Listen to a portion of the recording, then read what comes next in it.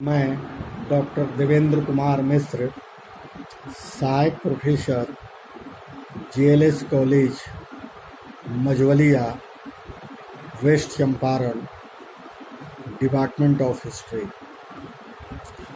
आज बच्चे हम कुछ लघु प्रश्न और उत्तर के विषय में आप लोगों से चर्चा करेंगे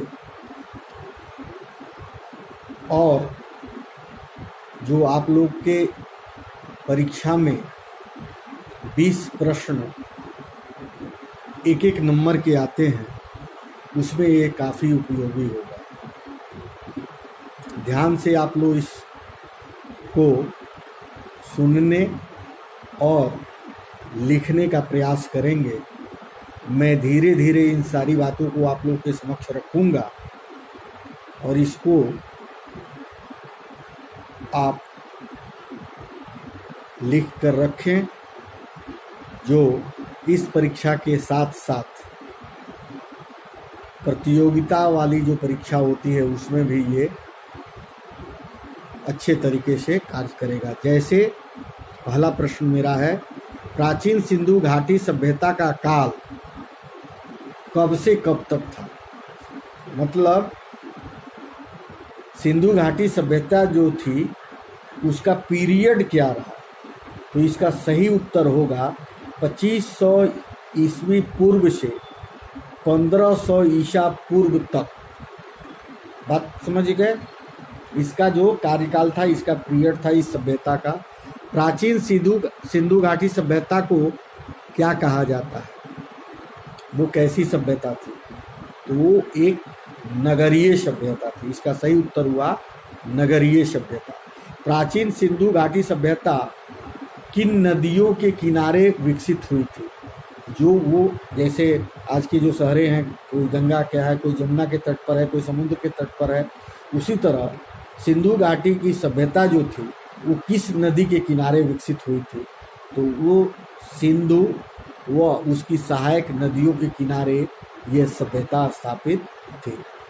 प्राचीन हड़प्पा नगर किस नदी के किनारे स्थित था? हड़प्पा नगर जो था वो कहाँ था, किस नदी के किनारे था? मूल निवासी कहाँ के थे? इन सब बातों पर हम आपसे बात करेंगे। प्राचीन हड़प्पा नगर किस नदी के किनारे स्थित था? तो उसका सही उत्तर हुआ रावी नदी के तट पर था। प्राचीन हड़प्पा वासी कहाँ के मूल निवासी थे? जो वो वहाँ के लोग निवासी थे, जैसे हम लोग को आर्यों को कहा जाता है, बाहरी लोगों को कहा जाता है कि यहाँ के लोग रहे, वैसे वहाँ के लोग प्राचीन हड़प्पा वासी कहाँ के मुल्क थे? फिनिशिया के रहने वाले थे। प्राचीन सिंधु घाटी सभ्यता का प्रधान बंदरगाह कौन था? लोथल बंदरगाह जो था वो मुख्य बंदरगाह था सिंधु घाटी सभ्यता का। प्राचीन सिंधु वासी किसकी उपासना करते थे? वहाँ के जो निवासी थे सिंधुवासी, वो किसकी पूजा करते थे? शिवलिंग की पूजा करते थे, मातृ देवी की पूजा करते थे। प्राचीन सिंधुवासी किस पशु के पवित्र मानते थे? तो आपको पता होगा, आप लोगों को बृहद जो हमने चर्चा की है उसमें इन सारी बातों का जिक्र पूर्व में के व्याख्यान में मैंने किया है। तो उस समय लोग सांड को पूजते थे। प्राचीन हड़प्पा संस्कृति की मुद्राओं एवं पक्की मिट्टी की कलाकृतियों को किन पशुओं का चित्रण किया गया है? जो हड़प्पा संस्कृति है उसकी जो मुद्राएं थी या पक्की मिट्टी की कलाकृतियाँ जो हम लोग को घड़ा के रूप में, मूर्ति के रूप में जो हमारी खुदाई होती है तो उसमें प्राप्त होता है। आज भी पुरातत्व विभाग जो खुदाई करता है उसमें इन सारी सभ्यताओं के बहुत सी चीज़ें हमें प्राप्त हुई है। तो उसमें कौन सी कलाकृति, किन पशुओं का चित्रण किया गया है मुद्रा में या और सब चीज़ों में? तो उसमें बाघ, हाथी, हिरण, गेंडा तथा भैंस का चित्र मिलता है। इसका सही उत्तर हुआ हाथी, बाघ, हिरण, गेंडा, भैंस। सिंधु घाटी की सभ्यता और वैदिक सभ्यता में प्रमुख अंतर क्या है? सिंधु घाटी सभ्यता और वैदिक सभ्यता में क्या अंतर है? तो आप लोगों को इस पर बहुत विस्तार से हमने इसके पहले व्याख्यान दिया है, तो आप ही बताएं बच्चे कि सिंधु घाटी सभ्यता को किस रूप में माना। इसके पहले भी हमने एक प्रश्न के उत्तर में आपको जवाब दिया है। तो हिंदू घाटी सभ्यता कैसी थी? तो वहाँ की जो व्यवस्था थी वो नगरीय व्यवस्था थी, जबकि वैदिक सभ्यता में ग्रामीण सभ्यता थी। अंतर है, वहाँ शहरीय व्यवस्था थी, नगरीय व्यवस्था थी, और इसमें ग्रामीण व्यवस्था। हड़प्पा कालीन सभ्यता का विशाल कुठार अनाज संग्रह करने का स्थान कहाँ मिलता है? जो अनाज को रखने का जो भंडारण केंद्र था, जैसे आज भी एफसीआई अपने भंडारण करती है। अकाल के समय में पटना के गोल घर को अनाज रखने के लिए अंग्रेजों ने बनवाया था और उसमें सुरक्षित अनाज को रखा जाता था, जो आज एक हमारे प्रदेश का एक दर्शनीय स्थल है, पटना का गोल घर। उसी तरह हड़प्पा सभ्यता में अनाज रखने का, संग्रह करने का स्थान कहाँ मिलता है? तो ये मोहनजोदड़ो में मिलता है। सिंधु घाटी सभ्यता के अवशेष प्राप्त लोगों का प्रमुख धंधा क्या था? सिंधु घाटी सभ्यता में प्रमुख धंधा क्या था लोगों का? सभी लोग उस समय कृषि पर आधारित थे, तो इसका सही उत्तर हुआ कृषि। हड़प्पा सभ्यता का कौन सा स्थल भारत में स्थित नहीं है? हड़प्पा जो था सभ्यता, उसका कौन ऐसा जगह है जो आज के डेट में भारत में नहीं है? वो है जगह बालकोट। हड़प्पा लोगों को किसकी जानकारी नहीं थी? हड़प्पा के लोगों को जो धातु मिली थी उसमें क्या चीज़ की भी जानकारी नहीं थी? तो लोहा की जानकारी उस समय लोगों को नहीं थी। किसके प्रमाण मिलने के कारण से सिंधु घाटी की सभ्यता को आर्यपुर सभ्यता कहा जाता है? तो जो उस समय के जो प्रमाण मिले हैं उसमें एक बर्तन ऐसा चीज है कि जिससे ये अंदाजा लगाया जाता है कि सिंधु घाटी की सभ्यता आर्यपुर सभ्यता थी। समझ गए? प्राचीन इतिहास में सिंधु सभ्यता का पतन नगर कौन सा था? प्रमुख नगर प्राचीन इतिहास में सिंधु घाटी का नगर कौन सा था? तो लोथल। सिंधु घाटी का कालीबंगा किस प्रदेश में स्थित है? कालीबंगा उस समय जो सिंधु घाटी का एक स्थल हुआ करता था, वो आज के डेट में किस जगह स्थित है? तो राजस्थान में स्थित है। प्राचीन सिंधु सभ्यता कहाँ तक विस्तृत थी? तो इसका विस्तार पंजाब, राजस्थान, गुजरात, उत्तर प्रदेश, हरियाणा, सिंध और बलूचिस्तान तक था। हड़प्पा सोसाइटी, हड़प्पा कालीन समाज किन वर्गों में विभक्त था?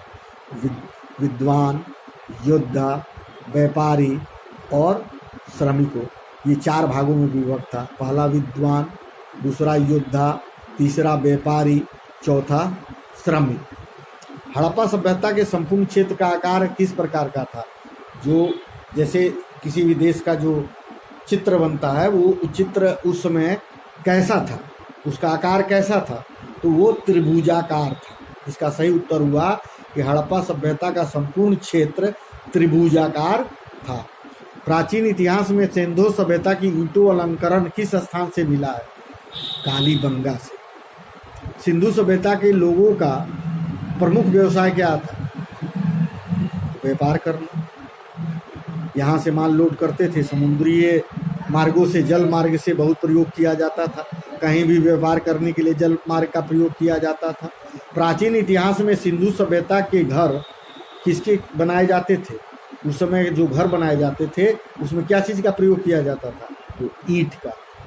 हड़प्पा वासी लोग किस वस्तु के उत्पादन में सर्वप्रथम थे? मैंने हड़प्पा में कौन से खेती जो करते थे उसमें कौन मुख्य रूप से पैदावार थी?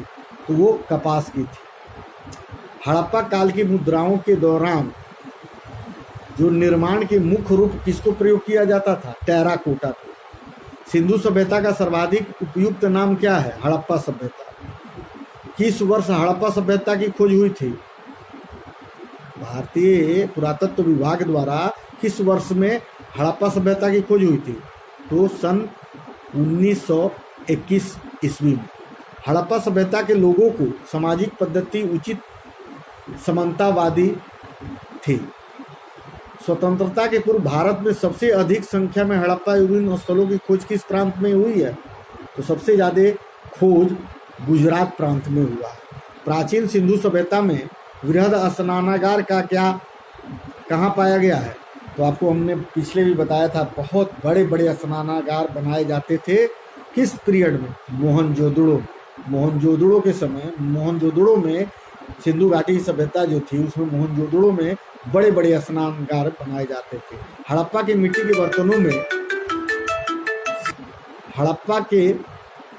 के बर्तनों में सामान्यतः किस तरह के रंगों का प्रयोग हुआ है? लाल रंग। प्राचीन इतिहास में मोहनजोदड़ो को किस अन्य नाम से जाना जाता है? तो मृतकों का टीला के नाम से।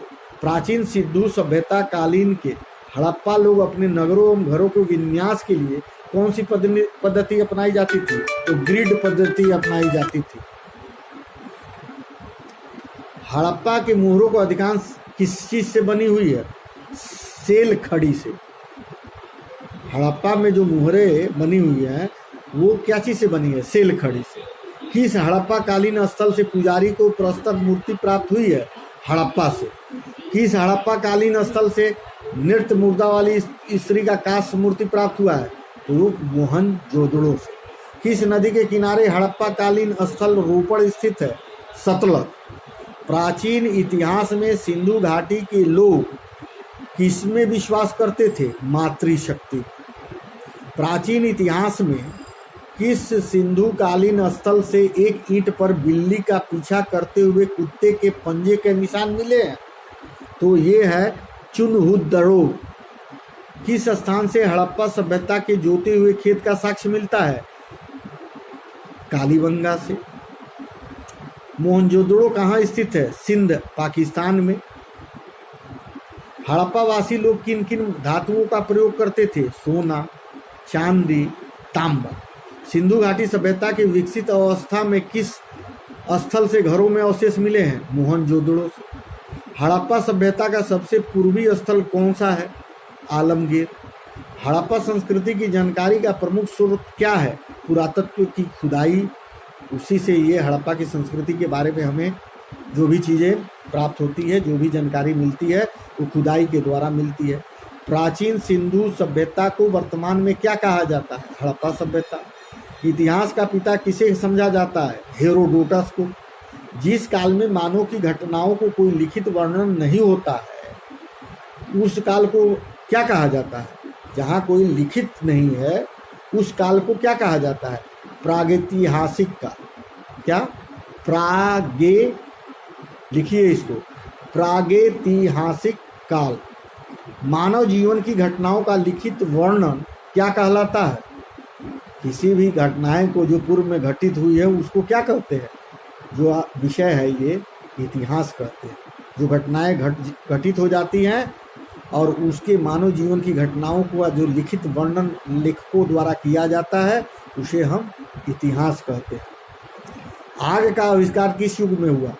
पूरा पाषाण युग में। पूरा पाषाण युग में मानव की जीविका का मुख्य आधार क्या था? शिकार करना। जाते थे जंगलों में, शिकार करते थे, वहीं उनका मुख्य जीविका का आधार था।